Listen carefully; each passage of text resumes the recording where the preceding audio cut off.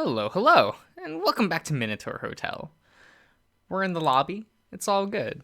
The lobby is empty, only the drifting sounds from down the hall filling the air.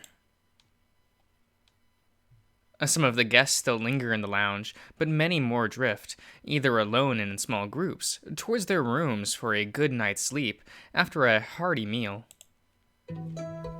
Oh, hello. You poke your head into the staff break room and find a certain dragon enjoying both a moment of solitude and a glass of wine. Coda, what are you doing here? Oh, okay. I have that loud. Whoops. There we go. I think that's what I normally have it at. The dragon's throat rumbles, almost purring. Purr, yeah. Oh, I felt the urge to have some time alone, to reminisce. He raises the green-tinted bottle off the tabletop and waves it at you. Despite the darkness, you notice only a fourth of its contents remain. Oh, I much prefer my homeland's liquor, but Asterion swore this vestige right here was exceptional. And it's just let's just say a flood of memories are coming back to me. Good ones, I hope. Only the best. It's as if I was young again, watching the villages growing around the rivers. People could be remarkably elegant in those days.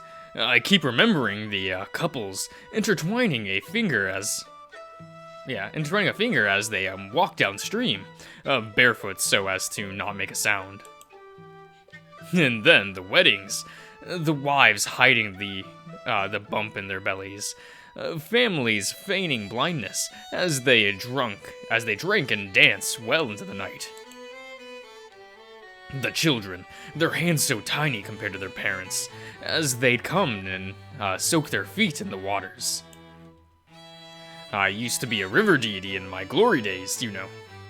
Half a dozen villages kept shrines to me, and I made sure their rice was unmatched. Their offerings were lovely, but what I remember most are their faces, their little troubles, and their victories too.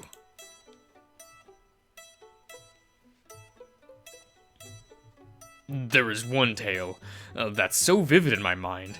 There was once a pair of lovers, a warrior and a brewer of sake. The sake brewer lived by a river, the warrior by another.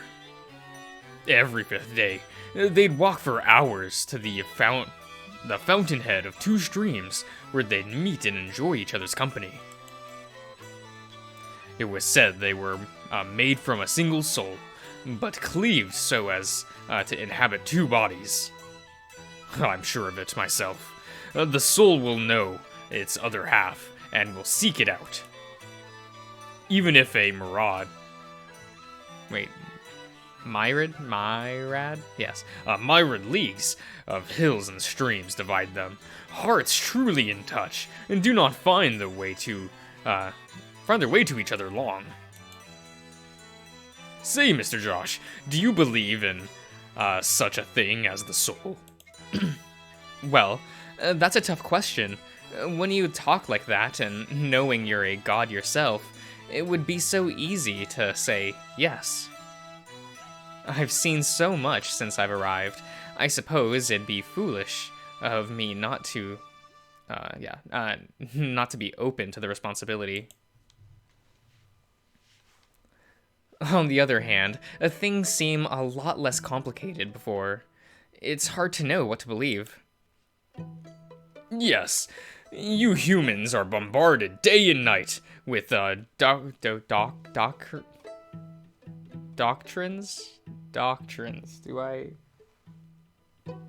Doctrines. Old and new. Give me a minute. Give me one moment. Chotto a minute. There's my phone. Okay. Yeah. Let's see here. Oh no, all the Persona 5 tabs I have open. Nope, we don't want that. uh, doc... Trends? Definition. Doctrine. Doctrine. Doctrine. Good, good. A belief or a set of beliefs held and taught by a church, political party, or another group. Okay. Okay. Oh, I should probably move Dismal. Is this card still stonks? I don't know, I found it in someone's book and I was like, I'll give you $1 for it.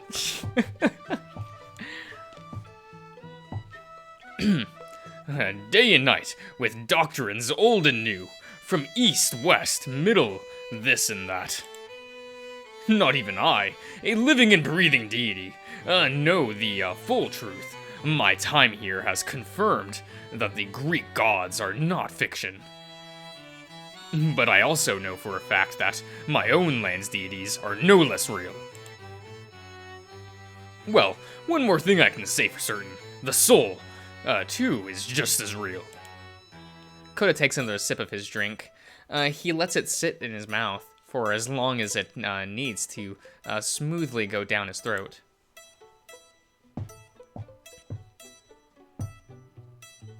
He breathes out, a shoulder slumped as the warmth overtakes his limbs. So, what do you think of that little tale I shared? Do you believe a soul would recognize its other half? Sure. After everything I've seen here, I wouldn't doubt it. Maybe there is such a thing as soulmates after all. The dragon lifts his glass to you, and then drifts and drains it in a single gulp. Ah, that's right. You can bet on it. Either way, the gods did not make life easy. Not even for lesser deities such as myself, much less mortals like you. But every now and then, they do throw us a bone. As difficult as it may be, joy and love can be found as long as we keep on living. This hotel has given me a great deal of hope. Even if an elder such as myself, I'm sure even my lucky day will come soon enough. Not unlike you, really. Excuse me? I may be the drunkest I've been in half a century, but I am neither blind nor a fool. I don't know what you're talking about. His rumbles becomes a chuckle, and then a belly-shaking laugh. Now that's a good one. Next you'll say Luke has good table manners. The spasms of his mirth grow more intense, until he's left gasping for breath and wiping a few tears from his eyes. You know, ever since I arrived, I had this feeling. The way you look at him, how you're always by each other's side. If you'll pardon my impropriety?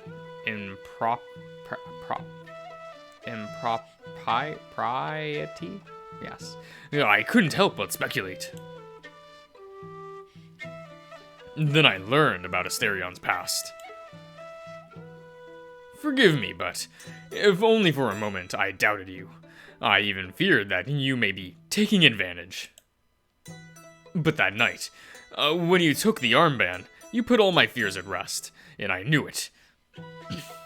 Seeing your integrity brought me peace of mind, but Again he laughs, joy shining like the sun upon his smiling face as he looks at you, and then, with just a few words, he tears away all pretense.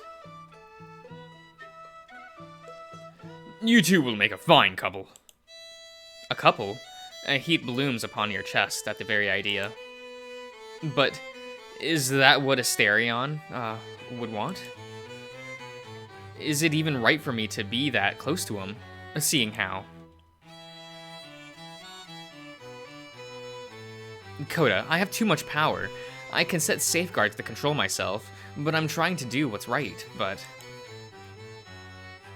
I guess there's no way around it, if I'm being honest with myself. Is it right for someone in my position to even consider being together with Asterion?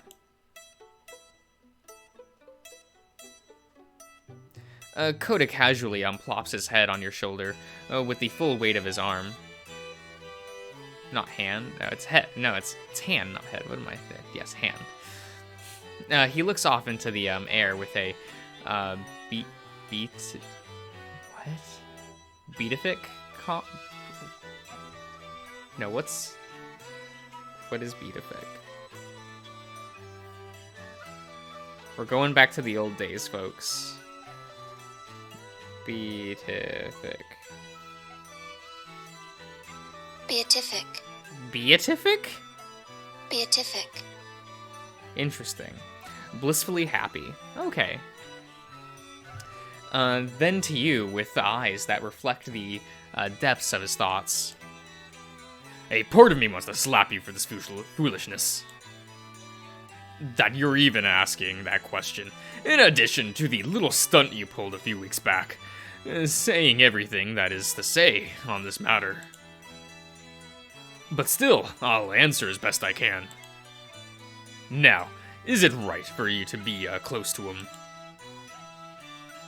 him? What I can tell you is you're asking the wrong question entirely. You're thinking too much with your head, and not nearly enough with that human soul of yours. How should I put this? Wisdom is like chains and shackles, you see. It binds us, protects us from our foolishness, wants, and desires. A man should be used to blinding himself. We have, after all, too many unsightly and ruinous wants, all of us do.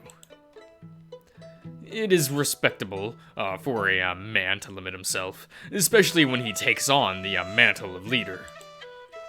But there is such a thing as too many shackles, Mr. Josh. Your arm, for instance. Aren't you sharing this burden with? Sharing his burden now, shackled as you have become. Aren't you now like a prisoner yourself? You've locked off some of your power. So tell me, what shall grow in the vacuum left by it? But all of this is just rambling, because there is only one question that truly matters. Is this what Asterion wants? So, Mr. Josh, is this what he wants? He has been moved to invention, to poetry. He's no teenagers writing Capulet, yeah. And you know the depths from which the muse springs. Perhaps you are as foolish as Coda said, if you only truly notice now. I trust your judgment implicitly, so what do you think as an outside observer to all this? I think he holds an immense affection towards you, one that goes beyond friendship. But I don't think he's connected the dots just yet. He allows that to hang in the air as the clock on the wall ticks away. Finally, the both of you sigh. Kota with warm contentment, and you with bashful apprehension. I trust your judgment implicitly. Wait, implicit? Yeah, implicity? Implicity. Okay. You'll figure out what's the right and wrong way to go about this, I'm sure. So my advice is, neither you nor Asterion should waste your chance at happiness. At least the dragon hefts himself to his feet. On unsteady legs, he teeters to the sink, rinsing out his glass and setting the wine bottle back in its proper place. Now, if you'll excuse me, I've had a little too much to drink. It's high time I retire to my quarters. And Mr. Josh. His hands clap your shoulder, and you feel the warmth and steady strength of his presence. Take your time. Enjoy these moments. Life only lasts a short while, so don't fill your heart with fear and sadness. Good night. And with that, the dragon leaves you alone with your thoughts.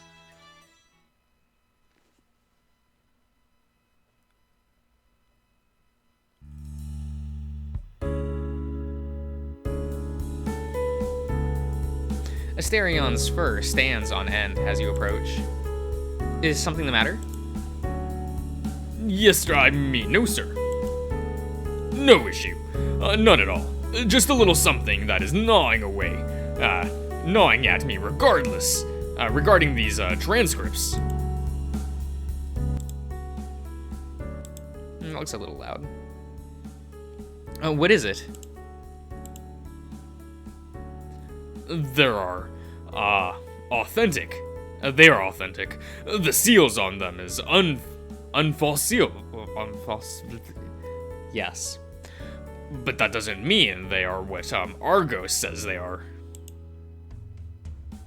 How is this pronounced? Is it unfalsifiable?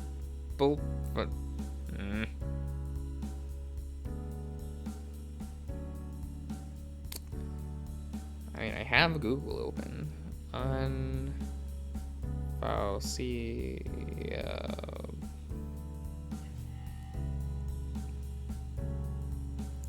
What the fuck?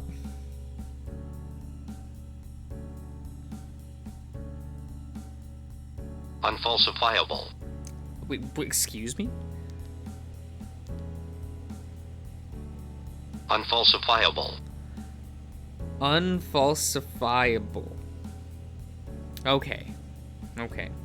Not capable of being proved false. Cool. All is interesting. It's fine. Anyone could have written them. Nothing stops their contents from being fiction. Except Lord Hades' transcripts is no transcript at all. It took me a while to recall, but this is his handwriting. I say that with full certainty, too. During my time in his guard, I was taught to recognize it, and there's no mistaking it. These documents, or at least Lord Hades, may be real. And how do you feel about that?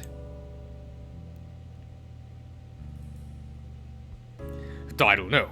At least not yet. I still need more time to think about it. It's alright, buddy. You can take all the time you need. Thank you.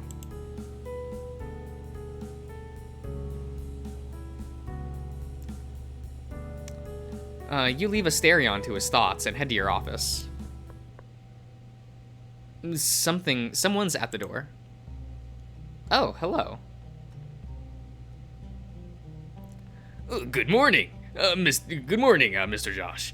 Asterion let me in. Hope I'm not interrupting anything. Not at all. Please, take a seat, Kembish. How are you doing? I'm doing great. I guess I wanted to come by and once again, thank you for this opportunity. It's a dream come true to be able to both support my family and grow as a professional. You don't need to thank us. We needed someone for the position anyway, and you more than fit the bill. We're happy to have you on board.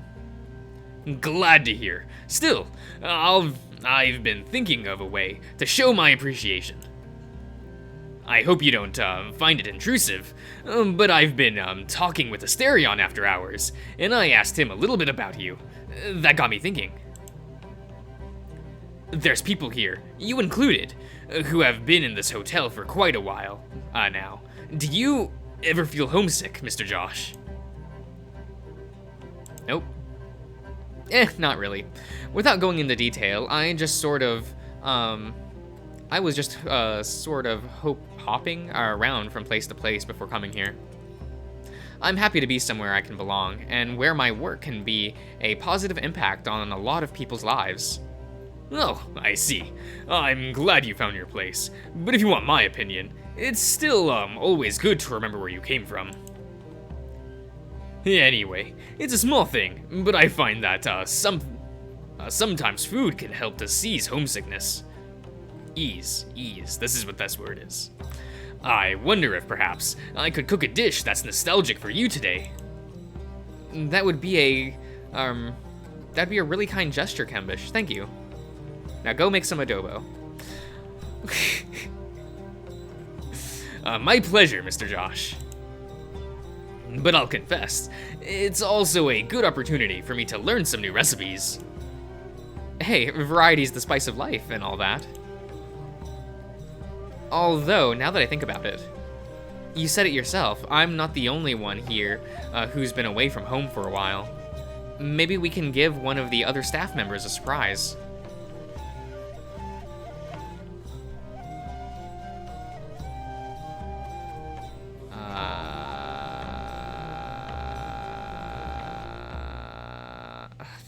Sure? Sure? Great! Who shall I cook for then?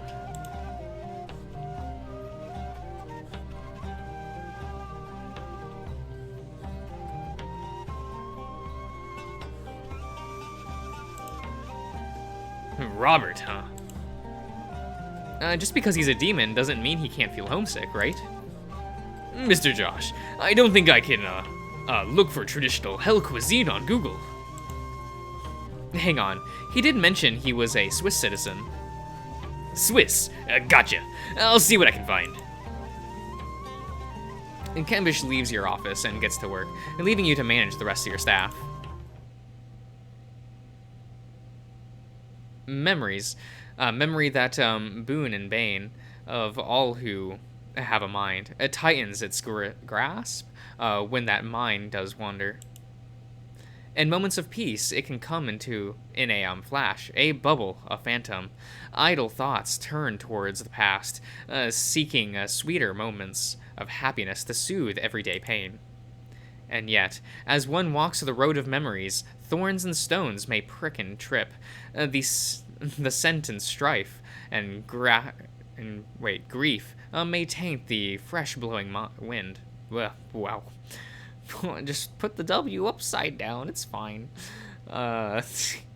Old aches may settle into one's bones and breast, becoming new again.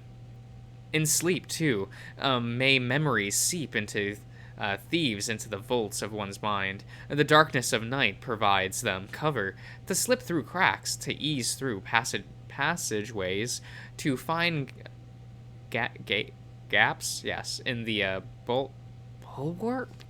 What the fuck is a bulwark?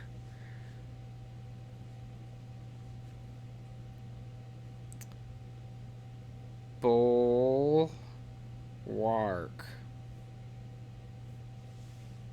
Bulwark. Bulwark? Bulwark. Why is there an A? Bulwark. Okay, fine. A defensive wall. What's this? An extension of a ship's side above the level of the deck. Okay. Ah, hello. Okay. Well, I'll end the part here, so I will see you around, everyone.